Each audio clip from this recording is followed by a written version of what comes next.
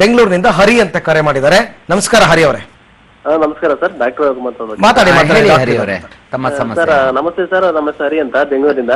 ಹೇಳಿ ಸರ್. ನಮ್ ಮದುವೆಯಾಗಿ 5 ವರ್ಷ ಆಗಿದೆ ಸರ್. ಮತ್ತೆ ನಮ್ದು ಸ್ಪರ್ಮ್ ಬಂದು ಸರ್ ಹಾರ್ಮೋನ್ ಬಂದು 0 ಇದೆ.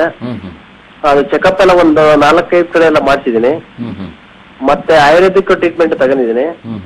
ಅದು 1 ವರ್ಷ ಆಯುರ್ವೇದಿಕ್ ಟ್ರೀಟ್ಮೆಂಟ್ ಮತ್ತೆ 0 ಅಂತೆಲ್ಲ ಇದೆ. ಮತ್ತೆ ಇವತ್ತು ಅದನ್ನ ಇಲ್ಲೇ ಜಿಗಣಿಲಿ ವಿಜಯಸಿನ್ ಅಂತಿದೆ, ಅಲ್ಲಿ ಸ್ಕ್ಯಾನ್ ಮಾಡಿಸ್ತಿದ್ದೆ. ಅದ್ರಲ್ಲಿ ಬಂದು ಏನಾರ ಬ್ಲಾಕ್ ಏನಾರ ಆಗಿದೆ ಅನ್ಬಿಟ್ಟು ಅದು ಅವ್ರು ಹೇಳಿದ್ರು ಸರ್, ಬೀಜ ಒಂದು ಸಣ್ಣ ಇದೆ ಅಂತ ಹೇಳಿದ್ರು ಅವರು. ಅದು ಸರ್ ನಮ್ಮಿಂದ ಏನಾರ ಅದು ಮಗು ಆಗಕ್ಕೆ ಏನೋ ಸಾಧ್ಯತೆ ಇದೆ, ಹೆಂಗೆ ಏನು ಸರ್?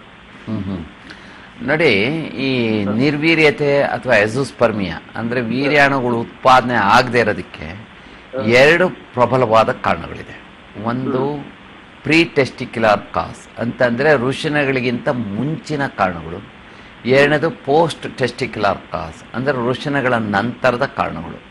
ಅಂದ್ರೆ ವೃಷಣಗಳು ಸರಿಯಾಗಿ ಕೆಲಸ ಮಾಡದೇ ಇದ್ರೆ ಆಗ ವೀರ್ಯಾಣುಗಳು ಉತ್ಪಾದನೆ ಆಗೋದಿಲ್ಲ. ವೃಷಣಗಳು ಸರಿಯಾಗಿ ಕೆಲಸ ಮಾಡದೇ ಇರೋದಕ್ಕೆ ಅನೇಕ ಕಾರಣಗಳಿರ್ಬೋದು. ಅದರಲ್ಲಿ ಬಹಳ ಮುಖ್ಯವಾದ ಕಾರಣಗಳು ಅಂತಂದ್ರೆ ಈ ಹಾರ್ಮೋನ್ಸ್ ವ್ಯತ್ಯಾಸ ಅಥವಾ ಈ ಜೆನೆಟಿಕ್ ಕಾಸಸ್ ಅಂತಂದ್ರೆ ಕ್ರೋಮೋಸೋಮ್ಸ್, ವರ್ಣತಂತುಗಳಲ್ಲಿ ಮತ್ತು ವಂಶವಾಹಿನಿಗಳಲ್ಲಿ ವ್ಯತ್ಯಾಸ. ಆದ್ರಿಂದ ಇನ್ನು 2ನೇದು ಅಂತಂದ್ರೆ ಪೋಸ್ಟ್ ಟೆಸ್ಟಿಕ್ಯುಲರ್ ಅಂದ್ರೆ ವೃಷಣಗಳು ಚೆನ್ನಾಗಿರ್ಬೋದು, ಆದ್ರೆ ಅದ್ರದ್ದು ಉತ್ಪಾದನೆ ಏನಿದೆ ವೀರ್ಯಾಣುಗಳು ಅವು ಹೊರಗಡೆ ಬರದೆ ಹೋಗ್ಬೋದು. ಅಂದ್ರೆ ಅಬ್ಸ್ಟ್ರಕ್ಷನ್ ಆಗಿರ್ಬೋದು, ಅಂದ್ರೆ ಅದು ಟ್ಯೂಬ್ಗಳು ಬ್ಲಾಕ್ ಆಗಿರ್ಬೋದು. ಇದನ್ನ ಕಂಡುಹಿಡಿಯೋದಕ್ಕೆ ಒಂದು FNAC ಅಂತ ಒಂದು ಟೆಸ್ಟ್ ಮಾಡ್ಬೇಕಾಗುತ್ತೆ, ಫೈನ್ ನೀಡ್ಲೆಸ್ ಆಸ್ಪಿರೇಷನ್ ಸೈಟಾಲಜಿ. ಅಂದ್ರೆ ಸೂಜಿ ಚುಚ್ಚುವುದ್ರ ಮುಖಾಂತರ ಸೂಜಿ ಪರೀಕ್ಷೆ.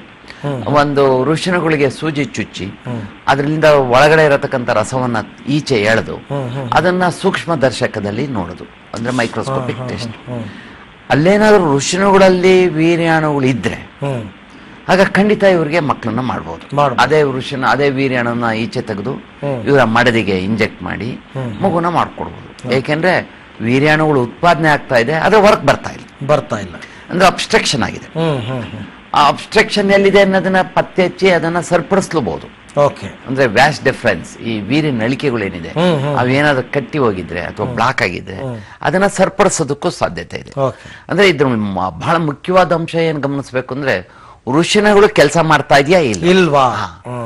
ವೃಷಣಗಳು ಕೆಲಸ ಮಾಡದೇ ಇದ್ರೆ ಅಂದ್ರೆ ನಾವು ಸೂಜಿ ಪರೀಕ್ಷೆ ನೆಗೆಟಿವ್ ಬಂದ್ರೆ, ಸೂಜಿ ಪರೀಕ್ಷೆ ಫೇಲ್ ಆದ್ರೆ, ಅಂದ್ರೆ ನಾವು ಸೂಜಿ ಹಾಕಿ ಈಚೆ ಎಳೆದು ರಸನ ತೆಗೆದಾಗ ಆ ರಸದಲ್ಲಿ ವೀರ್ಯಾಣುಗಳು ಇಲ್ಲ ಅಂತ ಬಂದ್ರೆ ಅದು ಟೆಸ್ಟಿಕ್ಯುಲರ್ ಕಾಸ್ ಅಂದ್ರೆ ವೃಷಣಗಳು ಸತ್ತು ಹೋಗಿದೆ, ನಾವು ನಿರ್ಜೀವ ಆಗಿದೆ, ಅಟ್ರೋಫಿ ಆಗಿದೆ. ಅಥವಾ ವೃಷಣಗಳ ಮೇಲೆ ಪ್ರಭಾವ ಬೀರತಕ್ಕಂತಹ ಹಾರ್ಮೋನ್ಗಳೇನಿದೆ ಅವು ಕೆಲಸ ಮಾಡ್ತಾ ಇಲ್ಲ. ಈಗ FSH ಮತ್ತು LH ಅಂತ 2 ಹಾರ್ಮೋನ್ಗಳು ಈ ವೃಷಣಗಳ ಮೇಲೆ ಪ್ರಭಾವ ಬೀರಿ ವೀರ್ಯಾಣುಗಳನ್ನ ಉತ್ಪಾದನೆ ಮಾಡ್ತಾರೆ. ಅಲ್ಲೇನೋ ವ್ಯತ್ಯಾಸ ಆಗಿರ್ಬೇಕು.